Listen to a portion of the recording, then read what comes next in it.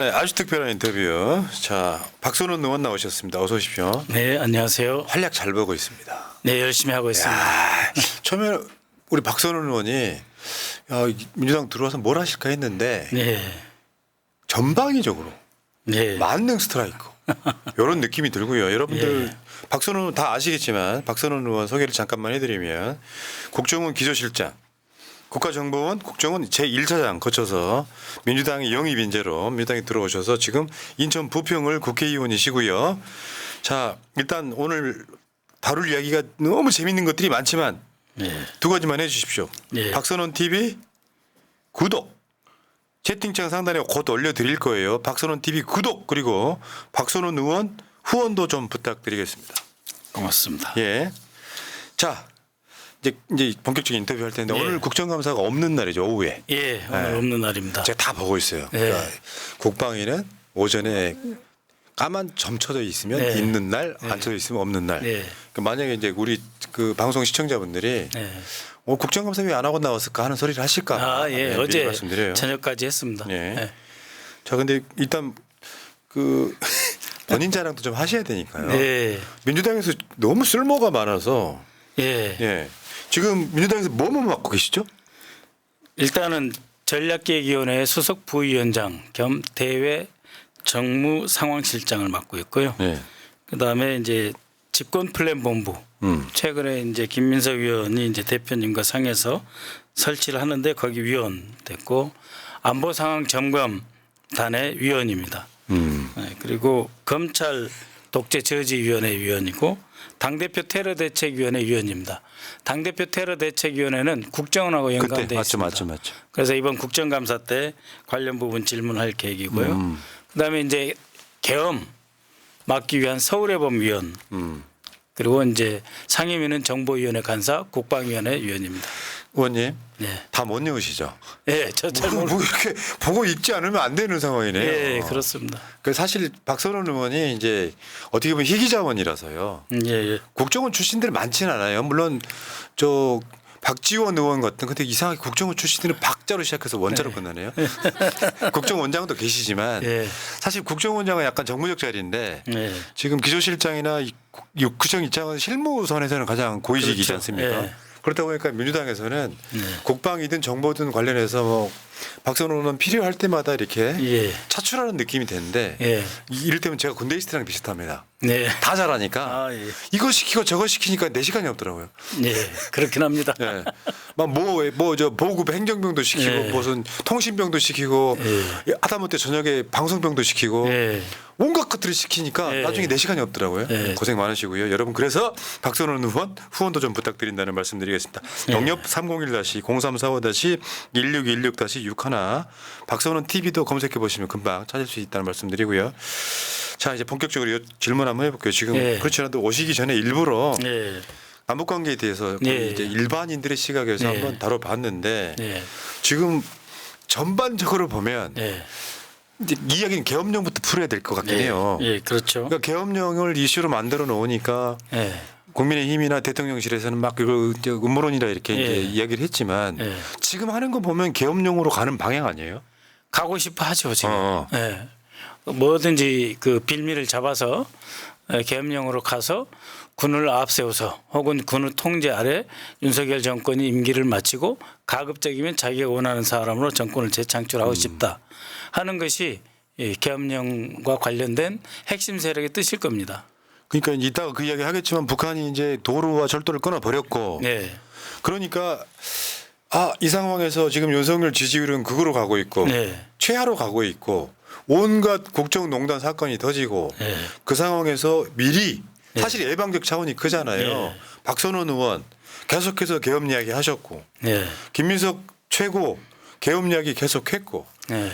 대표까지 계엄령 이야기를 꺼내면서 저쪽에서 음모론이다 하는데 네. 우리는 저 말을 사실 믿거든요. 네. 얼마든지 그러고도 남을 자들이라는 생각이 들어요. 그렇습니다. 네. 네. 사람들이 이제 계엄령에 대한 확증을 내놔라 이렇게 이야기를 하는데요. 이런 거 있습니다. 징후 목록. 즉 북한이 남침을 하려고 하면은 어떠한 것을 보면은 북한이 남침할 것이다라고 하는 판단을 하는 거죠. 네. 그럼 이제 그런 군사적인 징후 목록이 있습니다. 예를 들면 몇십 가지가 있는데 계엄령 관련한 징후 목록도 사실 있습니다. 예를 들면 저들이 지금 빠져나갈 정치적인 퇴로가 있는가, 그리고 질서 정연하게 윤석열 중심으로 해서 현 정권이 국민들을 위한 정책을 펴고 있는가, 국민들이 정책을 바꾸라고 그랬을 때 어떻게 대응하는가라고 하는 아주 광범한 광의의 개념에 있어서 이제 민주주의를 그대로 체현하고 있는가라고 하는 게 가장 일차적인 징후고요. 예. 근데 전혀 그런 거 없지 않습니까? 민주주의 안 하죠. 검찰 앞세고 있죠. 언론 탄압하죠. 그리고 국민들이 원하는 거 다 무시합니다. 국민들이 원하는 정책 하나도 수용하는 게 없어요. 그러면서 자기들은 무엇을 하고 있느냐. 조현천이 64 38기입니다. 김영현의 동기입니다. 예. 조용히 들어와서 무혐의 처벌했죠. 이미 네. 그 전에 개헌 문건을 작성했던 2016년 12월부터 2017년 1월까지 개헌 문건을 작성했던 사람들을 처벌받았습니다. 직권남용으로. 왜? 기무사가 그런 문건을 작성하면 안 되기 때문에 처벌을 받았어요. 오로지 합동참모본부 내에 계엄과가 있습니다. 2년에 한 번씩 업그레이드 하거든요. 아주 일반적인 상황만. 그 합참에 있는 계엄과 이외에는 계엄을 논의하는 것 자체가 불법이에요. 그런데 기무사가 그것을 했었단 말이죠. 그래서 그 직권남용으로 참모장 등이 처벌을 받았습니다. 그리고 조현천은 몇 년을 나갔다가 이제 들어왔지 않습니까? 무혐의가 됐어요. 그러고 나서 두 가지 일이 벌어집니다. 첫 번째는 특전사령관, 방첩사령관, 예? 그리고 수방사령관을 경호처장인 김용현이 부릅니다. 그래가지고 저녁을 먹으면서 업무 논의를 합니다.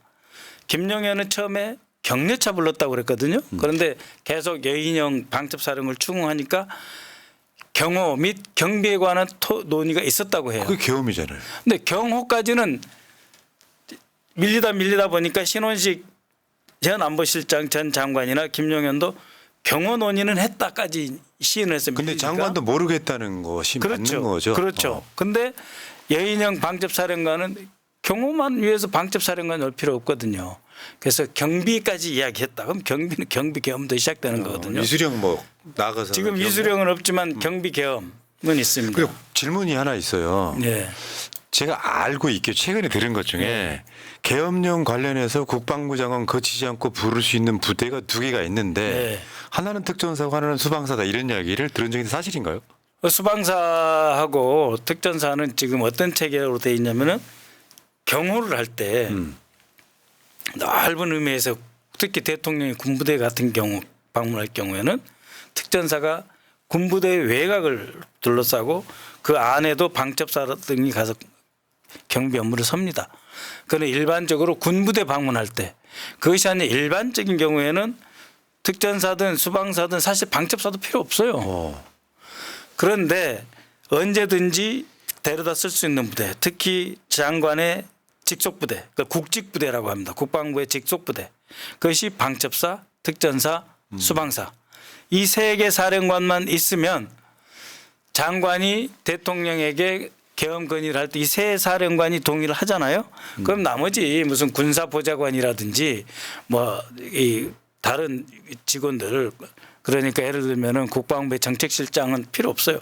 핵심 7인방 중에 세 사람이 수방사령관, 방첩사령관, 특전사령관인데 이들을 자주 불러서 김용현은 경호처장으로서 격려를 했다 그러는데 자기가 무슨 격려를 합니까? 경호처장이 차관급 대가 말까 하는 사람이. 근데 이 사람은 64 38개예요. 지금 말씀드린 사람들은 45기 47기 이래요. 그러니까 불러다가 자기가 가장 가까운 사람 불러다가 격려하고 경호하고 경비에 관한 토론을 했다. 그까지 여인영 방첩사령관이 인정을 한 겁니다. 저번에 저 김도균 전 수방사령관 나오셔서 이야기할 네. 때 현직 수방사령관인데 예. 대통령실 옮기는 거를 언론 보도보고 알았다고 하더라고요. 그렇죠. 아니 이게 있을 수 있는 일이냐. 문재인 정부가 임명했다 네. 치더라도. 근데 지금 그것과 또 충암고 윤석열 후배들과 또 연관성이 또 있는 거잖아요. 그렇습니다. 그래서 이제 여기 나와서 김도균 사령관도 수방사령관이 경호처장이 만찬 초청에 가본 적이 없다는 거 아닙니까? 네. 또 당시에 문재인 대통령 경호실장도 자기가 그런 모임을 여러 번 적이 없다 그러잖아요. 근데 이 사람들은 들키니까 1년에 2번 정도는 한다. 그러면 이 정권 들어서 5번 정도 했다는 이야기잖아요. 거기에 주제가 처음에는 격려해서 경호, 그다음에 경비까지 좀 늘어났어요. 예. 그걸 시인한 겁니다. 근데 이제 이런 거는 사실 아까도 제가 그런 말씀드렸지만 예방적 차원이 더 크다. 예. 계엄령이 일어나면 필연적으로 국민이 다치잖아요. 그렇죠. 예. 그러니까 뭐 이재명 대표나 김민석 최고나 박선원 의원 등이 나설 때마다 예. 괴담, 예. 음모론 이런 식으로 이야기를 하지 않습니까? 예. 근데 이거는 일어나지 않으면 사실은 이 작전은 성공한 거예요. 그렇죠. 계엄령이라는 게. 예. 근데 분명히 지금 상황 같으면 예. 국민들이 윤석열 물러나라고 외치고 촛불이 크게 일어날 상황인데 예. 북한이 도발하는 것을 명분 삼으면 예. 얼마든지 계엄령을 걸 수 있는 상황이라서 그렇죠. 그걸 걱정하시는 거잖아요. 예, 왜냐하면은 이제 박근혜 탄핵 국면에서 우리가 촛불 시위를 하고 어떤 날은 전국적으로 뭐 100만 명이 모였다, 200만 명이 모였다 했음에도 불구하고 이들이 계엄을 못했어요. 왜 못했느냐? 평화 촛불 시위를 했기 때문이죠. 그러니까 앞으로도 어떠한 국면이 와도 우리 시민들은 대한민국 국민들은 평화 시위를 할 겁니다. 즉 경찰 대신에 군을 동원할 빌미를 주지 않을 거예요. 그러니까 북한으로부터의 도발이라고 하는 하나의 상황이 필요할 수도 있겠다라고 하는 거고, 그런데 이 사람들은 그것을 위한 상황에 가기 전까지 방금 반복해서 말씀드리지만 새 사령관을 경호처장이 한남초등학교에 각각 부릅니다. 한남초등학교에 각각 불러서 경호처 차량에 옮겨 태워요. 그리고 운전했던 부관과 운전병은 나가라 그럽니다. 그리고 경호처 차량으로 태우고 경호처장의 관제에 들어가요. 그러면 어떤 좋은 점이 있냐면 해병대가 경비를 서고 있는데 해병대 경비가 누가 들어온지를 몰라요. 그러니까 수방사령관이 들어가고 방첩사령관이 들어가고 그다음에 특전사령관이 들어가는데 공식 업무라고 하면 업무용 차량으로 들어가면 되잖아요. 장관 사전 승인 받고. 근데 어떻습니까? 경호처장 관저 150m밖에 안 떨어진 곳에 국방장관 공간이 있잖아요. 네? 그리고 그 전체 구역은 한남동 그 전체 경호구역은 해병대가 관리를 하고 있어요. 원래 그 자리가 해병대 사령관 관저에 있었던 자리면서 거죠. 서로 이제 육군이 경계했을 때 해병대가 경계를 쓰면은 상호 견제가 되잖아요. 그래서 그 한남동 관제 지역은 해병대가 그 경호를 쓰고 있어요. 그거 뺏은 거 아니에요, 경호처장이? 예, 그 사령관의 그 관저를 뺏었는데 그것을 피해가기 위해서, 그러니까 해병대가 몰라야 장관이 모르잖아요. 와, 국방장관이 모르잖아요. 그래서 이 세 사령관을 각각 한남초등학교에서 약간의 시차를 두고 오라고 해서 경호처 차량으로 데리고 와서 저녁을 먹는데 이게 무슨 공식 업무 협의예요. 아니 그래서 지금 그래서 이거를 징후 목록 제1번으로 놓는 거고 두 번째는 이제 이상민 행안부 장관이 올 연초에 방첩사를 찾아가요. 국수본 본부장을 데리고 갑니다. 근데 어떻습니까, 여러분? 지금 그 대공수사권이 지금 국정원에서 경찰로 넘어가 있잖아요. 그다음에 군대 내부의 방첩 활동은 보안사 후신, 기무사 후신인 방첩사령부가 하고 있거든요. 방첩사령부 민간인 사찰하게 돼 있어요, 없어요? 불법이죠. 없죠. 근데 왜 행안부 장관이 방첩사령관을 만나냐고요? 그것도 지발로 찾아가서.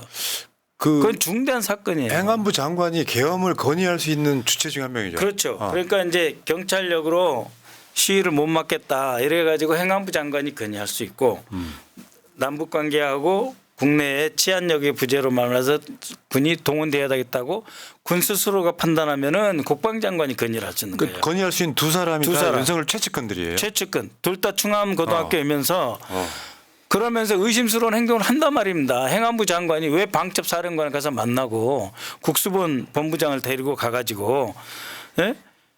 마치 대공수사권이 경찰로 넘어오니까 방첩사령부하고 협조해서 할 수 있다라고는 MOU 체결 과정이 쭉 나와요.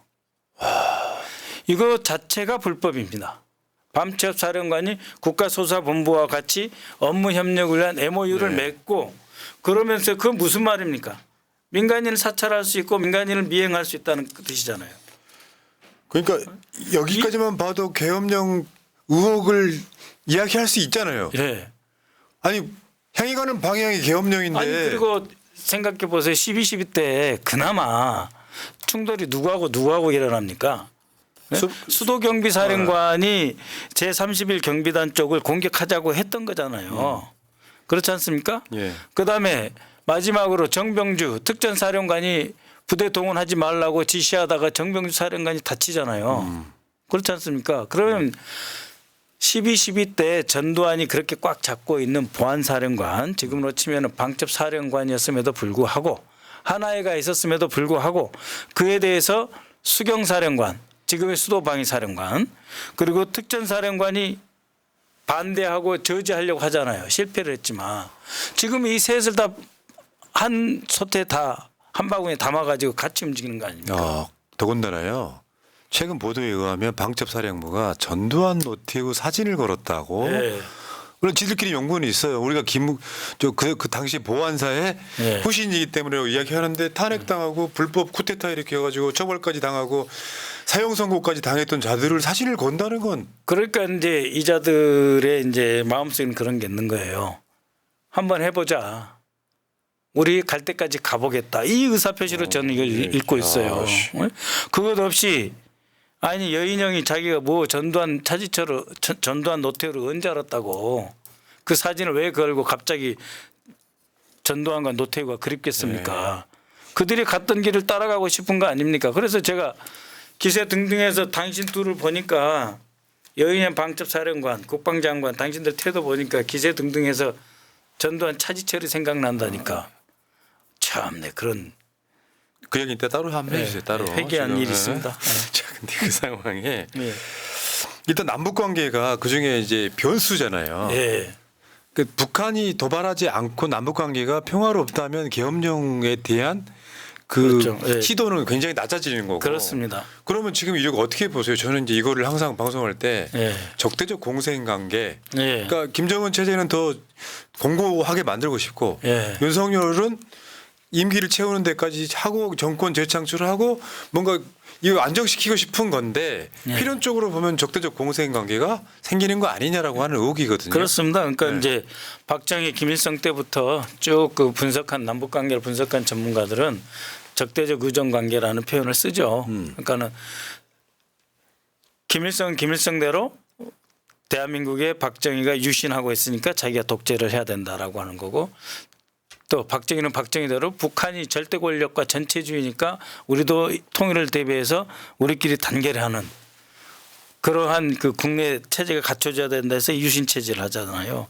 그것과 마찬가지로 북한은 끊임없이 대한민국을 자기들을 위협한다고 활용하고 있고 우리도 일부 세력은 끊임없이 북한의 대남 위협을 객관적으로 존재하는 위협이긴 하지만 그걸 정치적으로 필요한 때는 활용하는 것도 사실입니다.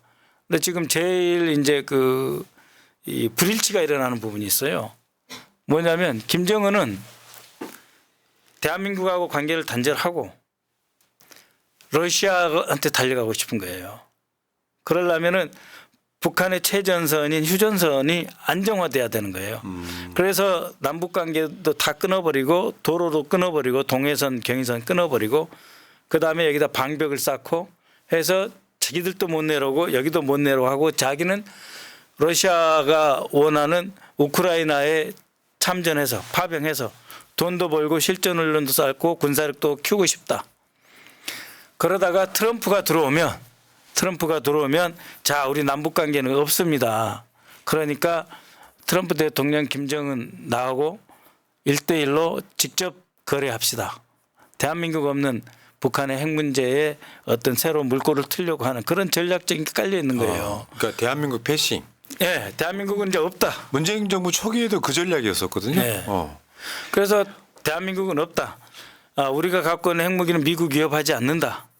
그러한 카드로 활용하는 지금 정지 작업에 들어가고 있는 거예요. 그럼 궁금한 게요. 북한이 노리는 게 문재인 정부 때까지만 해도 그 미국이 핵무기를 우리가 포기하는 대신에 예. 경제 발전, 제재 이런 거 해주면 안 돼 이런 방향성이 좀 더 많았다고 하면 예. 지금은 핵무기 보유국으로 인정해달라는 거에 가까운 건가요? 지금 이제 인정해 달라. 어. 그다음에 핵을 완전한 포기가 아니라 군축으로 가자. 핵 군축으로 가자. 이런 것은 이제 북한의 생각인 것이고 미국 같은 경우 이제 전문가들은 북한의 핵 포기가 단계적으로 갈 수밖에 없지만 그렇다고 해서 최종적으로 비핵화를 포기한 건 아니다. 북한이 핵 보유로 가는 것을 용납할 수 없다. 그러나 시간을 좀 드리는 것까지는 이해하겠다.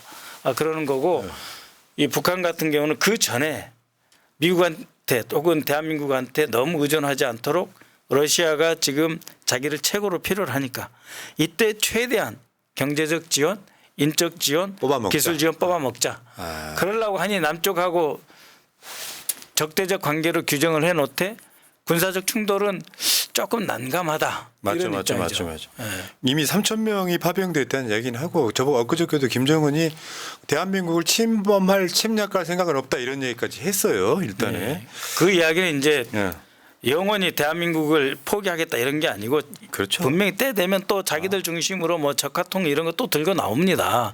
또 들고 나오는데 전술적으로 지금 그런 카드를 흔들고 있는 것이죠. 그래서 우리가 여기에 현혹될 필요는 없지만 그러나 그렇다고 해서 북한이 추구하고자 하는 새로운 전략 이건 새로운 겁니다. 새로운 전략 전술을 제대로 이해를 해야 되는 거지. 아이 왜 나 지금이나 똑같은 북한이다. 그렇게 생각할 필요는 없어요. 맞죠, 맞죠. 예. 예. 근데 문제는 미국인데요. 지금 미국이 대선 국면이기도 하고요. 예. 그러니까 미국 쪽에서는 지금 바이든 정부에서는 예. 야 대선 끝날 때 그 좀 조용히 있으면 안 돼? 예. 한국한테 한 말이에요. 예. 뭐 이런 상황이 지금 뉴스로 보도로 나오고 있고 문제는 예. 또 사실은 유엔사라고는 하지만 사실 미군밖에 없는 유엔사가 그 상황을 지금 용인할 것이냐. 예를 들면 지금 무인기를 통해 가지고 예. 굉장히 많은 이제 서로 간에 말폭탄이 오갔어요. 예, 뭐 예. 고물풍선도 예, 오갔지만 예. 이 상황에 미국은 어떤 생각인지 일단 궁금해요. 그러니까 이제 미국으로서는 곤혹스러운 사건이 두 개가 터진 겁니다. 하나는 북한이 그러니까 북방 한계선 위에다가 이제 그 방벽을 설치하겠다. 그 다음에 동해선하고 경의선은 딱 그 가운데 선. 그러니까 이제 MDL이라고 그래가지고 네. 군사 분계선상에 바로 위에다가 이제 도랑같이 크게 파가지고 서로 못 내려가겠다 이걸 이야기를 하고 있거든요. 그러면 이게 과연 정전협정 위반이냐? 예? 그러니까 그 DMZ 비무장지대 안에 와서 공사를 하는 거는 위반일 수가 있지만은 총기나 무력을 들고 오지 않은 상태에서 위반이냐 해서 상당히 판단을 유보하고 있었는데 10월 9일 날 이제 유엔사에다 통보를 합니다. 이러이러한 공사를 할 겁니다. 그래서 그래 그러나 이거를 용인할 수는 없는데 어떻게 하지 했는데 어제 그 공사를 한 거잖아요. 예.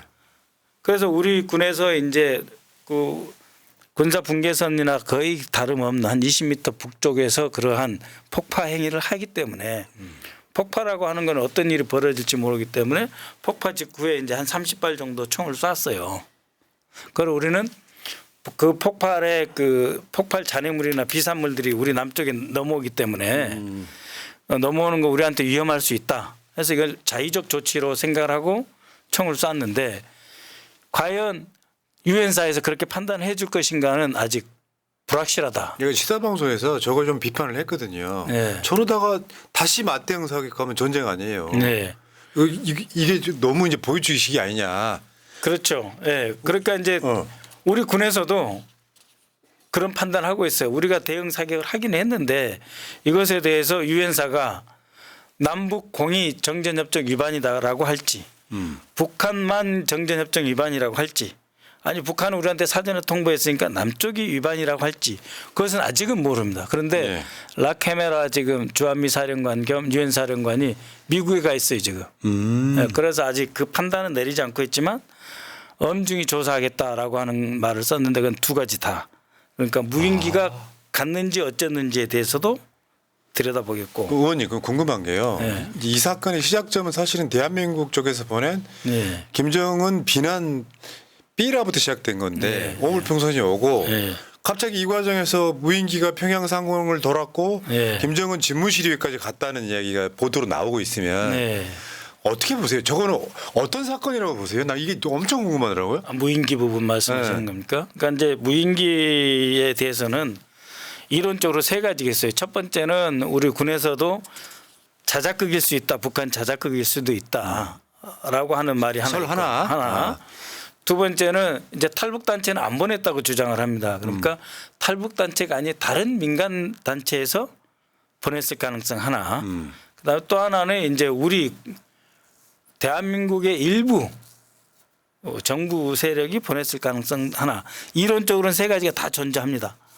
근데 이제 하나하나 정리를 해보자면 과연 김정은이 야 평양까지 와서 삐라 뿌리더라. 우리 욕하는 내용이 들어있다. 북한에 남한에서 보낸 거다라고 하는 게 필요할지에 대해서는 50대 50입니다. 왜냐하면 이건 완전히 가상적인 영역이기 때문에 누가 얼만큼 맞고 누가 얼만큼 틀렸다 할 수가 없어요. 좋다 자작극 있다고 쳐. 근데 과연 그럴까 하는 그 의구심은 드는 건 사실이에요. 두 번째는 민간 단체가 이 정도의 그 무인기를 구입해서 보냈을까라고 하는 점은 그것도 가능성이 전혀 없는 건 아니에요. 한 500만 원 정도면은 이 정도 능력, 그러니까 돌아오지 않고 그 삐라 통 하나 달고 올라갈 수 있어서 한 170, 180km 한 번 갔다 거기서 사라지는 정도 추락한다든지 하는 거는 한 500만 원 좀 더 들면 한 1,000만 원 정도면은 구입이 가능합니다. 의원님. 예. 근데 여기서 궁금한 게 예. 얼마 전 보도에 뭐가 있었냐면 국정원이 예. 계셨던 국정원이 예. 그 김정은 비난하는 삐라를 뿌리는 단체를 지지하는 단체를 후원했다는 얘기가 나와요. 통일부에 네. 대해서 통일부가 그 단체를 지원하고 그 지원하는 금액이 국정원에서 나왔을 거라는 보도가 있었죠. 그러면 이제 결국에는 뭐 소위 말하면 쓰리쿠션으로 네. 무인기는 보내는 건 민간일 수 있는데 네. 여기에는 윤석열 정부의 어떤 공적인 조직이 개입된 게 아니냐라고 의심해 볼 수도 있고 네. 그 문제가 하나 있다고 생각이 들고요. 두 번째는 네. 뭐냐면 우리는 무인기 보내면 안 돼 이러한 나 대한민국 사람으로서 북한한테 하고 싶은 이야기도 있는 거예요. 네, 그렇습니다. 북한이 무인기 해가지고 보냈죠. 용산 네. 상공 돌았었잖아요. 예, 그렇습니다. 그러니까는 우리 국민들 입장에서 보면 자, 북한이 성주에 있는 사드 기지까지 한번 돌고 도망가다가 추락된 경우가 있고 그리고 저 동부전선 인근에서 북한의 무인기가 내려오다가 추락한 경우도 있고 그리고 방금 말씀하신 대로 용산까지 들어왔던 적이 있지 않습니까? 그러니까 네. 사실은 무인기 부분에 대해서는 화를 내면 우리가 더 화를 낼 일이 많아요. 그리고 그거를 이제 2022년 12월 26일에 그 치욕이라고 표현을 해요. 군에서는. 그 북쪽에서 무인기를 날려가지고 우리 용산 상공 근처까지 왔다 돌아간 사건에 대해서 사실 치욕적이죠. 그리고 그 보도에 의하면 또 국방부 쪽에서 당당하게 이야기하잖아요. 신원식 안보실장 같은 분도 우리가 그때 대통령 지시 받아서 보낸 적이 있다까지 말씀을 하시잖아요. 그 말을 안 해야 되는 거죠. 근데 그 말은 하고 지금은 아무것도 없던 것처럼 하니까 국민들이 그렇네요. 의아하게 생각을 하는 거죠. 예, 예. 지금 보니까 뭐 대한민국 사회가 뭐 하나 제대로 되는 게 없는데 예.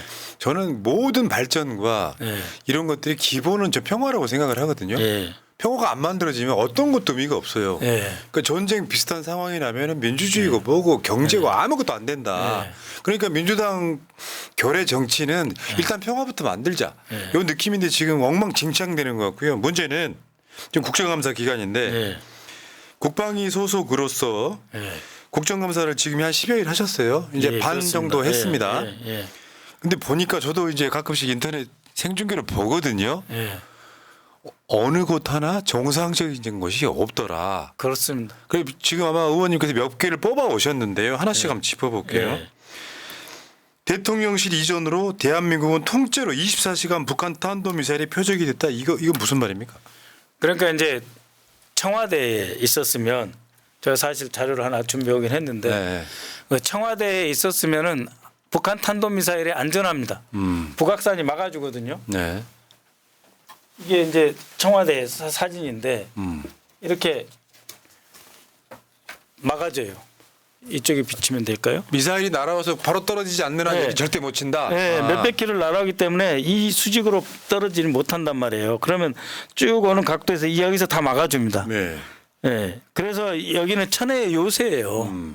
그리고 이 밑에 중요한 시설들이 다 깔려 있습니다. 그래서 대통령이 북한이 남침을 하더라도 72시간 대통령이 이 자리에 버티고 전쟁을 지휘할 수 있는 시설과 준비가 다 돼 있어요. 그래서 그냥 청와대를 만든 게 아니고 네. 북한으로부터의 미사일 공격에는 완벽한 정도의 자리에 그렇습니다. 있다 이렇게. 그렇습니다. 그래서 문재인 대통령이 청와대를 광화문에 옮기려다가 그때 나온 단어가 대통령의 생존성. 대통령이 생존할 수 없다. 중앙청 지금 보면 이제 정부 종합청사 앞에만 나가도 대통령의 생존성이 문제가 된다 해서 그냥 여기에서 계속 계신 거예요. 그런데 지금은 어떤 상황이냐? 지금 한번 보십시오. 지금 이제 이게 뭐냐면 용산입니다. 용산. 용산에 대통령실 국방부 같이 있어요. 아이고. 그리고 국방부는 합참하고 같이 씁니다. 그러면은 군 통수권자, 그다음에 군령권자인 합참 의장, 군정권자인 국방장관, 그리고 여기 안보실장까지 다 250m 안에 다 들어 있습니다. 여기. 심각하네요. 그리고 여기 어떤 방어 시설이 있습니까? 없지 않습니까? 여기다 쏟아 부으면 끝나는 거네요. 그러니까 여기다가 탄도미사일 몇 발만 쏴도 어려워진다 이거예요. 전쟁 지휘를 할 수가 없어요. 그리고 이분들이 이제 주무시는 공간 한남동에서 같이 살아요 또. 그러니까 낮에 여기서 같이 삽니다. 안보실장, 국방장관, 그리고 합참의장, 그다음에 대통령이 같이 살아요. 일을 해요. 그다음에 퇴근을 합니다. 퇴근을 해서 한남동 관제단지에 또 같이 살아요. 네? 이거 뭘로 막아요? 야, 그럼 일이 옮기기 전에 여기다가 무슨 패트리어트를 더 깔았습니까? 뭐 이스라엘 아이언돔을 갖다가 깔았습니까? 없어요. 의원님은 진짜 윤석열 부부를 걱정하시는구나. 아니 그러니까 농담이에요. 정색하지 마세요. 대통령의 생존성이라고 한 점에서 그럼요, 여기는 그럼요. 절대 이리 가면 안 되는 데를 갔어요. 여러분들 잘 아시겠지만 여기 대통령실 있잖아요. 외교장관 공간인데 거기는요 돌출돼 있어요. 툭. 네? 아 참. 정말 위험한 데 계시는 거예요. 그래서 알겠습니다. 일이 옮기면 안 되는데 옮겨놓고 보니 부족한 게 많잖아요. 예. 그러니까 우리 전쟁 지휘 핵심부가 뭡니까? 합동참모부인데 이 합동참모부는 여기저기 찢어져 있어요. 그러다가 지금 과천에 있는 남태령 어간으로 이사를 가려고 하는데 2007년에 가겠다는 거. 27년에. 자 정리 한번 해드리면 윤석열이 국방부 청사를 뺏었습니다. 네. 국방부 청사가 합참 건물을 뺏었습니다. 네. 합참에 갈 데가 없었는데 아직까지도 지금 사실은 청사가 없는 상태. 네, 그러니까 거기에 합참의장이 이제 국방부 본부에서 이제 일부 옆에 합참 본부가 국방부랑 같이 쓰니까 절제 자기 집인데 더부살이 하고 있는 거예요. 그리고 여기저기 찢어져 있습니다. 근데 그러니까 어저께 한 군데 지금 모아야 돼요. 어저께 지금 우리 대형사하고 북한 뭐 저 절도 네. 도로 폭파할 때 네. 그거 주체도 합참이에요. 합참에서 했습니다. 어. 합참에서 작전본부에서 당연히 하는 거죠. 참. 네. 일단 엉망진창. 네. 대통령실 합참까지 그 네, 이야기고. 엉망진창이고 네. 그다음에 정보본부는 정보사가 괴멸됐어요. 이번에 지금 저 블랙 요원들 해가지고 명단이 공개되면서 네. 사실 저런 처형도 당한다면서 중국에서는. 그럴 수도 있죠. 예, 사실은 그 전모를 함부로 말하기 어렵습니다. 왜냐하면 아직도 안전하게 다 돌아왔다는데 안전하게 돌아온지 안 왔는지는 사실 모르잖아요. 또 아는 체해서도 안 되고. 예. 그렇지만 어쨌든 정보본부 정보사가 사라진 대부 큐민트가 통째로 날아간 사건이 지금 벌어져요. 아이고. 정보사에는 그러니까 국방정보본부에는 정보사가 날아갔어요. 드론 사령부에는 드론이 안 뜹니다. 전투형 드론 없는 드론 사령부. 야, 그러니까 지금 사실은 현대전은 드론전이라고 할 그렇죠. 정도잖아요. 그 서둘러서 만들었지 않습니까? 그 전략사령부는 전략이 없어요. 대한민국을 어떻게 지킬지 개념만 하나 있어요. 핵과 재래 무기가 통합해서 전쟁을 치를 수 있는 준비를 하도록 전략사령부를 만든다 그래서 사령관하고 뭐 이렇게 참모장 등만 만들어놨지 아직 실무 조직이 없는 상태예요. 야, 지금 저 국방위 관련해 가지고 국정감사 반바퀴 돌았는데 예. 지금 나오고 있는 내용들이고요. 예. 근데 707 특임대는 제가 좀 알거든요. 예. 707 특임대 부대가 이제 경기도 이천에 있어요. 그렇습니다. 낙하산 훈련장 예. 있는데 그러니까 말하자면 특전사 중에서도 정예요원이라고 예. 좀 쉽게 표현하면 되고. 예. 근데 여기에 지금 대테러 기관단총을 못 줘요? 기관단총을 구입을 했는데 특전사의 특임 요원들은 이제 오른쪽으로도 쏘고 왼쪽으로 쏘고 그래야 되잖아요. 도시에서 테러를 막으려면 테러범을 진압을 하려면 건물에 막혀 있으면 이렇게 쏴야 되잖아요.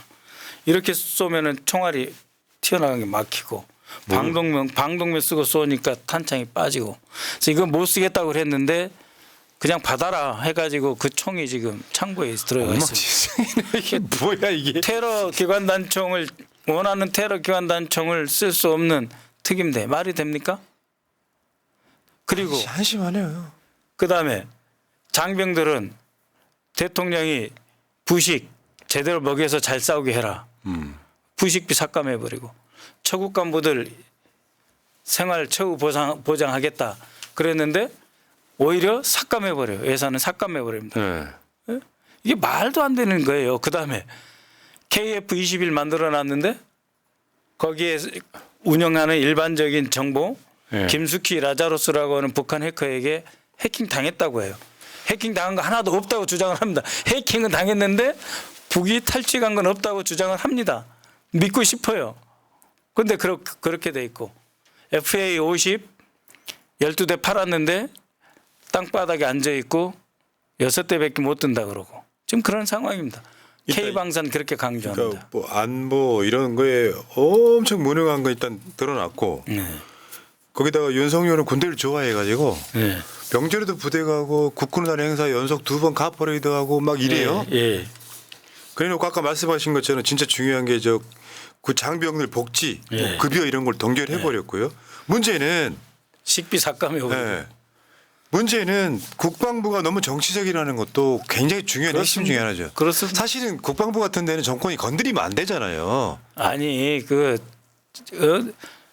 자기 군복 입은 사람들 국회의원들 질문에 빠락빠락 할 말 마음대로 해야지 그거 못하면 특정 언어를 쓰는 그런 장관이 어디 있습니까? 비용신 뭐 이렇게 아이고. 아니 세상에 그러니까 사실은 저런 자리에 있는 사람들은 무색무취하게 딱 그것만 해야 되거든요. 딱 전문가여야 돼요. 근데 정치하고 있잖아요 지금. 지금 정치하고 있는 거예요. 그러다 여차하면 자기가 상황 판단해서 계엄 건의할 준비를 하고 있는 거 아닙니까? 근데 저 방첩사령관 저자는 뭐예요? 난 그 여현영 방첩사령관은 국회에서 지금 저 국정감사 받을 때 보니까 네.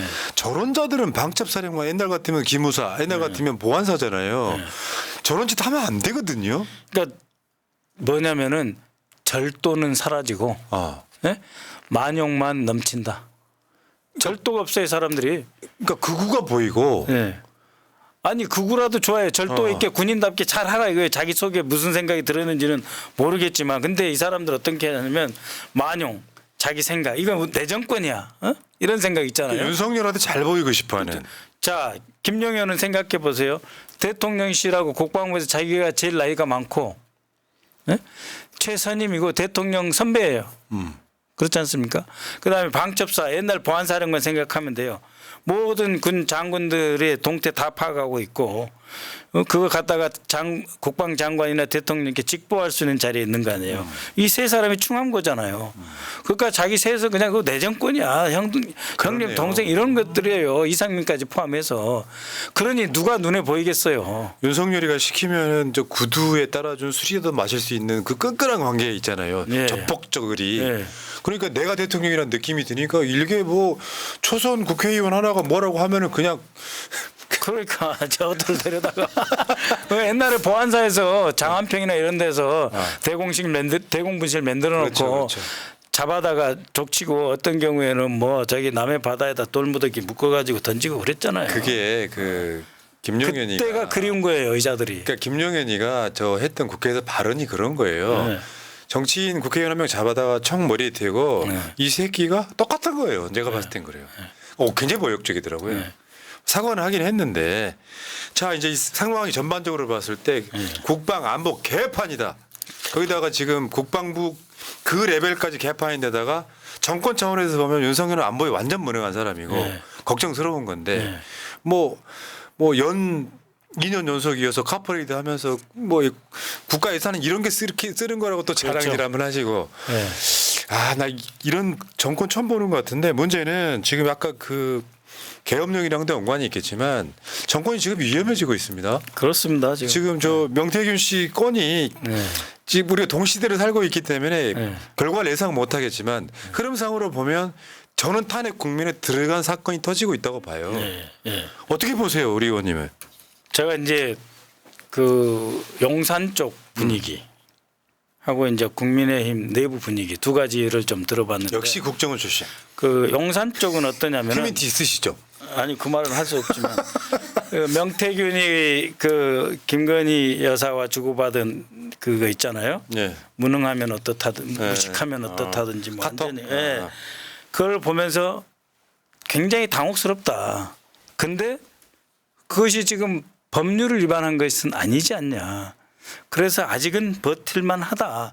최순실 때는 미르재단 등 실제로 이권에 개입해 가지고 돈이나 받고 그런 짓이 있지 않았냐. 근데 뭐 그 정도는 아직 버틸만 하다. 근데 문제는 정무수석도 몰라. 비서실장도 몰라. 말 한 번 하면은 실수. 뭐 카톡 2번 했다. 그랬다가 깨지고. 그다음에 김건희 여사가 말하는 오빠는 누구 아니다 해서 깨지고. 그러니까 대응을 할 수가 없는 거예요. 용산 분위기는. 예. 그리고 도대체 누구라도 나서야 되는데 못 나서는 상황에서 여차하면 이권 관련 사업이 튀어나올 수 있다. 예를 들면 무슨 창원 지역 산업단지 조성에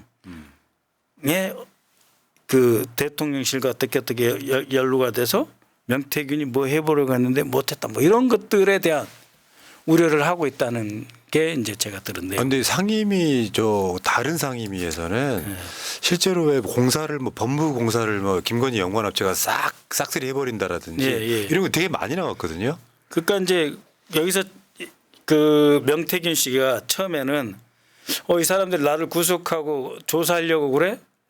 일종의 그 참고인 내지는 피의자 선상에서의 공포가 있었다가 두 번째는 뭔 소리야. 나 김건희 여사하고 대통령하고 엄청 가까운 사이야. 나 이 대한민국의 정치를 주물렀던 그림자. 나 한 시대를 정말 대통령 하나 만들어 본 풍운하야. 이렇게 갔는데 안 먹어주잖아요. 안 먹으니까 이제 이거 그 정보를 까다가 어떤 상황이 왔느냐. 제 판단입니다. 어떤 상황이 왔느냐. 야, 보수 진영 못 쓰겠다. 내 돈 들여가지고 여론조사에서 다 해줬는데 김영선 월급 대신 받으라 해가지고 돈 1억 다 합쳐서 받은 걸로 내가 이렇게 비참하게 돼야 되고 자기들이 나 챙겨준 게 뭐 있냐. 그래갖고 어젯밤에 나왔나요? 내가 당신들한테 커피 한 잔 술 한 잔 밥 한 끼 얻어 먹었냐. 이게 울분이 터지고 이것은 자기가 그동안 속으로 담아놨던 모든 것이 폭발한 거예요. 그래서 이해관계까지 다 폭발한 거예요. 그래서 보수하고는 놀아면 안 되겠다라고 하는 정치적 각성까지 지금 일어난 단계인데 아까 용산 분위기는 그렇게 설명드렸잖아요. 국민의힘 분위기는 어떠냐. 국민의힘이 이렇습니다. 용산 7인방이 됐든 도곡동 7인방이 됐든 한쪽이 책임지고 여사를 보호하든지 아니면 여사하고 같이 빠지든지 해야지. 이게 뭐냐. 김건희 여사 주변에 윤석열 주변에 용산 7인방 도곡동 7인방 누군가 하나가 책임을 져라. 우리가 이렇게 대응할 수가 없다. 그래서 도곡동 7인방 용산 7인방이 방어를 못하면 그러면은 용산의 윤석열 대통령 쪽에서 우리하고 끊자고 하든지 당하고 아니면은 당에서 용산하고 끊자고 할 수밖에 없는 상황 아니냐. 그런데 누가 끊자고 할 수 있겠냐. 다 초짜인데. 자기들 표현이에요. 다 초짜끼리 나이스하게 이거를 손절을 해야 되는데 나이스하게 손절이 지금 안 돼요. 그런 상황에서 명태균이 풍운하에서 이제는 정치적인 다시 각성한 대한민국을 새롭게 개조하려고 하는 투사로 바뀌고 있다. 하는 거죠. 제가 봤을 때는 지금 조중동도 들고 일어나는 상황이잖아요. 오늘 네. 또 보니까 정권이냐 뭐 부인이냐 뭐 이런 식의 네. 타이틀을 걸었던데 뭐 이 사건의 해결책에는요. 명태균의 이런 날마다 나오는 의혹이나 폭로보다 더 센 게 하나 있거든요. 네. 뭐냐면 막는 무기가 네. 김건희 구속이에요. 네. 근데 그걸 못하면 저는 이거 못 막는다고 보는 거예요. 네. 근데 못할 가능성이 매우 높잖아요. 못하죠. 왜냐하면 윤석열과 김건희의 관계를 정확하게 알아야 돼요. 윤석열이라고 하는 분은 일종의 상품, 간판인 거고 네. 그것을 실제로 대통령 권력을 갖게 한 사람은 김건희다라고 하는 게 두 분 사이에 공통된 이해예요. 윤석열 대통령과 김건희 여사 사이에 당신은 간판이었고 얼굴이었다. 내용은 내가 채웠다. 라고 하는 확고한 자기들 간의 공감대 형성되어 있고 우리 둘이는 뗄래야 뗄 수 없는 경제 공동체, 정치 공동체다. 이 정권은 우리 둘의 정권이지 누구 하나만의 정권이 아니다. 라고 하는 인식이 두 사람 다 있는 거예요. 그러니까 절대 못 쳐냅니다. 그러니까 이 국면을 엎어치기 하기 위해서 네. 계엄령이 등장할 수 있다. 이렇게 이제 메비우스의 띠처럼 계속해서 그렇게 가는데 어. 이제 문제는 이제 뭐냐면은 여기서 이 계엄령도 들어갈 순간이 있는 거거든요. 근데 지지율이 한 15%뚝 떨어지면 못 합니다. 못 해. 오늘 그 보수 편향이라고 알려진 여론조사가요. 예. 윤석열 탄핵해야 된다는 여론이 예. 전 지역에서 다 우세한데 예. TK까지 포함해가지고 예. 62%를 넘어갑니다. 예. 그 비슷한 여론조사를 최근에 한 두세 번 본 적이 있거든요. 예. 몇 개월 동안 예. 가장 높은 수치가 보수 편향 여론조사에 나왔습니다. 야. 그러면 저는 우리들 입장에서는 당장 윤석열 탄핵의 어떤 촉진제를 위해서 발의만 해라라고 하는 게 저희들 주장이거든요. 예. 지금 지금 나오고 있는 게요. 모든 전 지역에서 탄핵 여론이 더 높아요. 그럼 서울 경기는 어떻습니까? 서울 경기가 지금 65.0, 서울 같은 경우는 61.9, 경기도 65.0. 예. 근데 그러니까 윤석열이 지금 그러니까 긍정평가보다는 탄핵을 망설이는 사람들이 한 5, 6%가 좀 남아있긴 해요. 예, 예. 근데 지금 윤석열 여론조사는 그러니까 이번 주 초에 나왔던 것도 20%대가 나왔단 말이에요. 예. 20% 밑으로 나왔단 말이에요. 그러니까 윤석열 부정평가하는 숫자랑 예. 탄핵에 찬성하는 숫자랑 비슷해지면 저는 그게 탄핵 발의 시점이라고 봅니다. 네, 저도 그렇게 네. 생각하고요. 그 서울 경기를 왜 물어봤냐면은 계엄 때 동원할 수 있는 부대가 서울 경기거든요. 네, 수방사, 특전사, 뭐 기동군단 등 여러 개가 가능성이 있는 사단들이 있는데 그들도 대한민국 국민이고 그들도 다 교육받은 사람들이에요. 맞죠. 그렇기 때문에 지금 65% 61%라고 하면은 상당히 그 임계치에 왔어요. 그러니까 서울이 한 66% 넘어가면 그럼 3분의 2지 않습니까? 그럼 못 합니다. 자, 어찌 됐건 저는 그 김민석 의원, 뭐 박선원 의원, 이재명 대표 이런 분들이 계엄령 의혹 제기한 건 신의 한 수였다고 봅니다.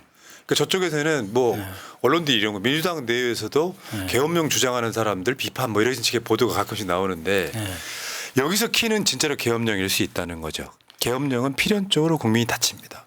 그런데 이제 문제는 뭐냐면 지지율이 떨어지고 국민들이 정말 해도 정말 이 정권은 못 고쳐 쓰겠다 하면은 그러면은 계엄도 사람을 데리고 해야 되는 일이잖아요. 네. 그럼 누구하고 모의를 해야 돼요.